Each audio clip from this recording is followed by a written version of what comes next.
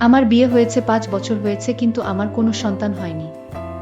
আমার শাশুড়ি সবসময় আমায় অপবাদ দিয়ে কথা বলতো, কিন্তু আমায় কোনো ডাক্তারও দেখাতো না, বলতো আমার সমস্যা। তাই একটা পর্যায়ে আমার সংসার ভেঙে যাওয়ার মতো অবস্থা হলো। শাশুড়ি বলল আমি আমার ছেলেকে আরও একটি বিয়ে করাবো। আমি এই কথা শুনে কিছুতেই সহ্য করতে পারছিলাম না, আর তাই বাধ্য হয়ে আমি ডাক্তারের কাছে গেলাম। ডাক্তার বলল তোমার বাচ্চা হবে, কিন্তু আমার কিছু পরামর্শ মানতে হবে। আমি বললাম ঠিক আছে, আপনি যা বলবেন তাই হবে। ডাক্তার বলল আমি তোমায় এমন চিকিৎসা দিব যা কাউকে বলা যাবে না। আমিও রাজি হলাম, কিন্তু ডাক্তার সাহেব চিকিৎসার নামে একদিন রাতে আমার সাথে যা করেছিল তা কোনো মেয়ের পক্ষে মেনে নেওয়া সম্ভব ছিল না। তাহলে আসল ঘটনাটি খুলি বলি। আমার নাম ডাক্তার অজয় কুমার। আমি একজন গাইনি বিশেষজ্ঞ ডাক্তার, অর্থাৎ যে সমস্ত মহিলাদের বাচ্চা কাচ্চা হয় না বা গর্ভজনিত সমস্যা, এই চিকিৎসাগুলো আমি দিয়ে থাকি। তাই হাসপাতালে সব সময় সিরিয়ালে আমার গর্ভবতী মহিলা বা যাদের বাচ্চা ধারণ ক্ষমতা নেই, এ ধরনের মহিলাদের সিরিয়াল সবসময় লেগেই থাকে। আর তোমাদেরকে বলে রাখা ভালো, আমি দেখতে বেশ হ্যান্ডসাম। আমার উচ্চতা সরাসরি ৬ ফিট এবং দেখতে অনেকটা ফর্সা। তো যাই হোক বন্ধুরা, আমার কাছে একদিন হঠাৎ করে একটি মেয়ে চিকিৎসা নিতে আসলো। তার সমস্যা হচ্ছে প্রায় ৫ বছর যাবত বিয়ে হয়েছে, কিন্তু বাচ্চা কাচ্চা হচ্ছে না।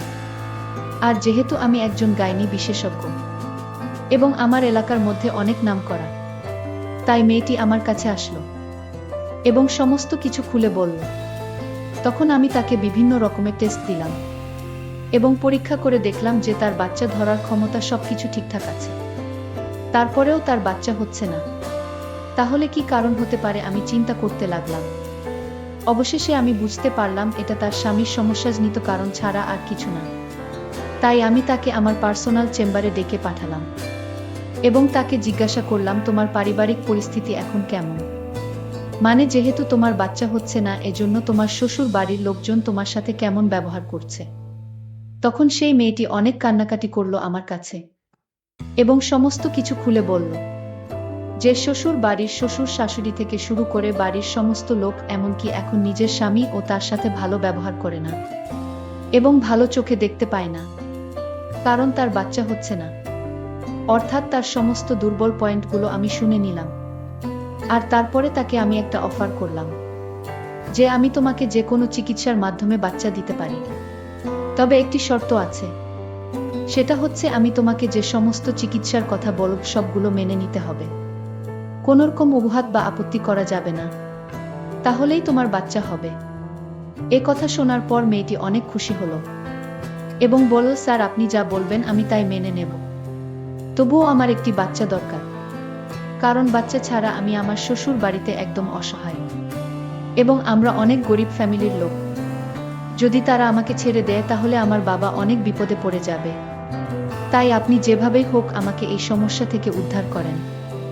যখন মেয়েটি এই কথাগুলো বলল, আমি ভাবলাম এখন আমি তাকে যা বলি তাই মানবে। আমি বললাম দেখো, তুমি কিছু মনে করো না, আসলে তোমার মধ্যে কোনো সমস্যা আমি দেখতে পাইনি। মেইন সমস্যা তোমার স্বামীর মধ্যে হতে পারে, কিন্তু তুমি যদি এই কথা তোমার স্বামীকে গিয়ে বল, তোমার স্বামী কখনো বিশ্বাস করবে না এবং তোমাকে উল্টো বকাবকি করবে এবং তালাক দিয়ে দিবে, কারণ তোমার সব কিছু ঠিকঠাক আছে। এ কথা শোনার পর মেয়েটি প্রথমে একটু ধুম ধরে চিন্তা করল, তারপর বলল আচ্ছা স্যার ঠিক আছে, আপনি যে চিকিৎসা দিবেন সেই চিকিৎসা আমি মেনে নিব, কিন্তু আমার বাচ্চা অবশ্যই চাই। আমি বললাম আমি তোমাকে যে চিকিৎসাটা করব সেটা কাউকে বলা যাবে না। মেয়েটি বলল ঠিক আছে স্যার, আমি কাউকে বলবো না। আমি বললাম আমি তোমাকে চিকিৎসা দেওয়ার পর যদি তোমার বাচ্চা না হয়, যদি বাচ্চা না হয় তাহলে আমি বুঝবো। ডাক্তারের কথা শুনে আমি অনেক আস্থা পেলাম।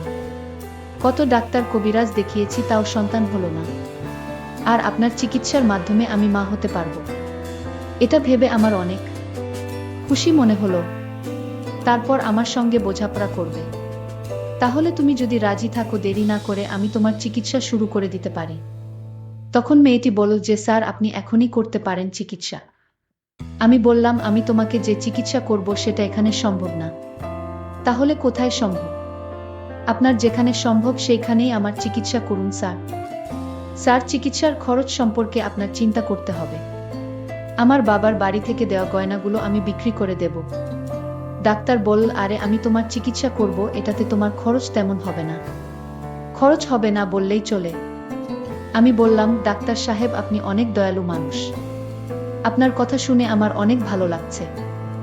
ডাক্তার সাহেব বলল, ঠিক আছে, আমি তোমাকে যেদিন আসতে বলবো সেই দিন তুমি আসবে। আর হ্যাঁ, আমার এই চেম্বারে চিকিৎসা করা যাবে না, তুমি আমার বাসার চেম্বারে আসতে হবে। আমি ডাক্তারের কথা শুনে বললাম, ঠিক আছে স্যার, আপনি যেখানে বলবেন আমি সেই জায়গায় গিয়ে আমি চিকিৎসা নিব। ডাক্তার আরও একটি কথা আমায় জানিয়ে দিলেন, তিনি বললেন যে যেদিন আমি চিকিৎসা নিব সেদিন যেন আমি একা আসি, আমার সঙ্গে অন্য কেউ আসতে পারবে না। আমি এই কথাটা শুনে কিছুটা আশ্চর্য হলাম। আমি তখন একটু চিন্তায় পড়ে গেলাম। মনে মনে ভাবলাম, চিন্তা করলে হবে না, আমার চিকিৎসার মাধ্যমে বাচ্চা চাই। আমি বললাম, স্যার, আমি কোনোদিন আসব। ডাক্তার বলল, তোমার ফোন নাম্বারটি দিয়ে যাও, আমি তোমাকে যেদিন কল করব ঠিক সেই দিন তুমি বাসার চেম্বারে চলে আসবে। ডাক্তার বলল, আমার একটি কার্ড নিয়ে যাও, এই কার্ডে আমার বাসার ঠিকানা দেওয়া আছে, আমি যেদিন তোমায় ফোন করব ঠিক সেই দিন চলে আসবে। আমি বললাম, ঠিক আছে স্যার। আমি বাড়িতে ফিরে আসলাম। এসে দেখি আমার স্বামী ঘরে মন খারাপ করে শুয়ে আছে। আমার স্বামী আমায় জিজ্ঞেস করলো, কোথায় গিয়েছিলে তুমি?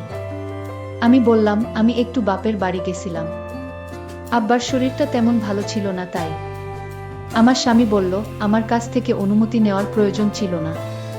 আমি তাকে বললাম, দেখো, আমি তোমার নাম্বারে ফোন দিয়েছিলাম, তখন তোমার ফোন বন্ধ ছিল, আর তাছাড়া তুমি বাড়িতে ছিলে না, আর তাই বাবার অসুস্থতার কথা চিন্তা করে চলে গেছিলাম।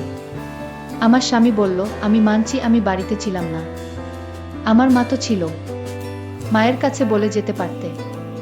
আমি তখন বললাম, মা তো শুধু আমায় বকাশকা করে আমাকে দেখতে পারে না, সবসময় কুটা দিয়ে কথা বলে আমি নাকি এ বাড়িতে পোড়া কপাল নিয়ে এসেছি, আমার সন্তান হয় না।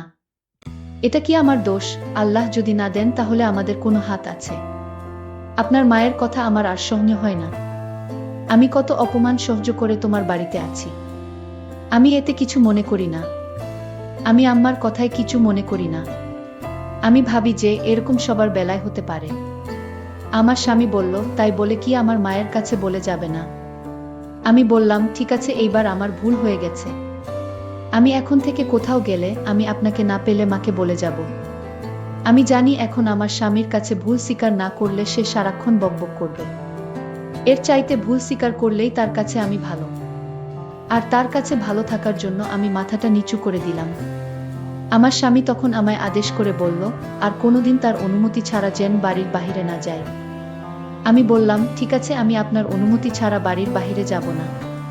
এরপর দিন ডাক্তার সাহেব রাত 8টার দিকে আমায় ফোন দিল আর বলল, তুমি আজ আমার বাসার চেম্বারে আসো, আজ তুমি আমার সাথে দেখা করো, আজ তোমাকে সঠিক চিকিৎসা দিব। আমি বললাম, ডাক্তার সাহেব, এখন তো রাত হয়ে গেছে, দিনে আসলে হয় না। ডাক্তার সাহেব তখন আমায় ধমক দিয়ে বলল, তুমি কি আমারে অন্যদের মতো মনে করো? আমি একজন ডাক্তার, আমি সারাদিন বিজি থাকি, আমার প্রতিদিন হাজার হাজার রোগী দেখতে হয়, কিন্তু তোমার রোগটা একটু ভিন্ন, তাই তোমাকে আমার বাসার চেম্বারে আসতে বললাম। তুমি মনে করছো আমি দিনে ফ্রি থাকি? আমার রাতে ছাড়া আর সময় নাই। যদি চিকিৎসা নিতে চাও তাহলে আজ চলে এসো, আমার মতো এরকম ডাক্তার আর পাবে না। আমি ডাক্তারকে বললাম, ডাক্তার সাহেব, আমি আসছি। এখন আমি চিন্তা করতে লাগলাম বাড়ি থেকে কিভাবে বের হব, কারণ আমি যদি রাতে ঘর থেকে বের হই তাহলে আমার স্বামী আমাকে সন্দেহ করবে, আর তাই আমি এখন কি বলে ঘর থেকে বের হই। মাত্র 2 দিন আগে আমি আমার স্বামীর সাথে মিথ্যা কথা বলে ঘর থেকে বের হলাম, আজ যদি জানতে পারে আমি আবার না বলে ঘর থেকে বাহিরে গেছি তাহলে আমার সমস্যা হবে। আমি এক মহাচিন্তায় পড়ে গেলাম।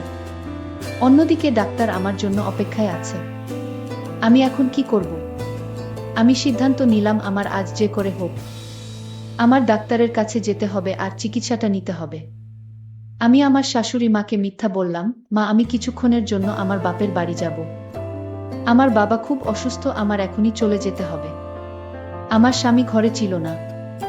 আমি আমার স্বামীকে ফোন দিয়ে বললাম, আমার এখন বাপের বাড়ি যেতে হবে, কারণ আমার বাবা খুব অসুস্থ। আমার স্বামী বলল, ঠিক আছে, চলে যাও। আমি তাড়াতাড়ি বোকরা পরে আমি রেডি হয়ে বাড়ি থেকে রওনা দিলাম।